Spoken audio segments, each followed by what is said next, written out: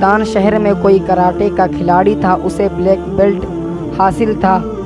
مجھ سے کہنے لگا کہ حضرت میں نے بہت محنت کی ہے۔ ہم نے کہا وہ کیسے؟ وہ کہنے لگا جی میں آپ کو دکھاتا ہوں۔ اتنا کہہ کر وہ زمین پر لیٹ گیا۔ پھر اس نے ایک 100 کلو کے آدمی کو اپنے اوپر کودنے کو کہا۔ پھر اس کے پیٹ پر 100 کلو کے بندے نے 10 بار چھلانگ لگائی اور وہ آدمی آرام سے نیچے لیٹا رہا اور اس کے اوپر وہ بھاری بھرکم بندہ اچھل اچھل کر چھلانگ لگاتا رہا۔ پھر وہ مجھ سے کہنے لگا کہ حضرت میں یہ بھی کر سکتا ہوں، وہ بھی کر سکتا ہوں، ایسا بھی کر سکتا ہوں، ویسا بھی کر سکتا ہوں۔ کچھ عرصے کے بعد دوبارہ میری اس سے ملاقات ہوئی۔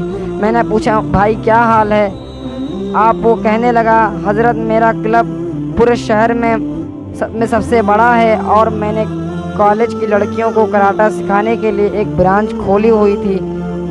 کلب کھلنے کے بعد ایک بار وہاں گیا تو میں نے وہاں کی حالت دیکھی تو مجھ سے سب عجیب لگا، تو میں نے اس برانچ کو بالکل بند کر دیا۔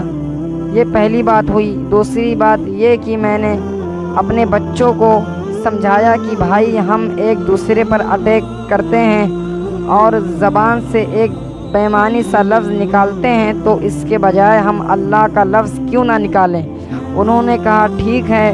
میں نے کہا کہ تمہیں اب فائٹ کرنی ہو یا اٹیک کرنا ہو، سب اللہ کے لفظ سے اٹیک کرنا۔ کہنے لگا جب ہمیں اللہ اللہ سے اٹیک کرنا شروع کیا تو باہر سے گزرنے والے لوگ سمجھنے لگے کہ اندر کوئی محفل کی ذکر ہو رہی ہے۔ لوگ دروازے پر جمع ہو گئے، کہنے لگے کہ ہم بھی محفل ذکر میں آنا چاہتے ہیں۔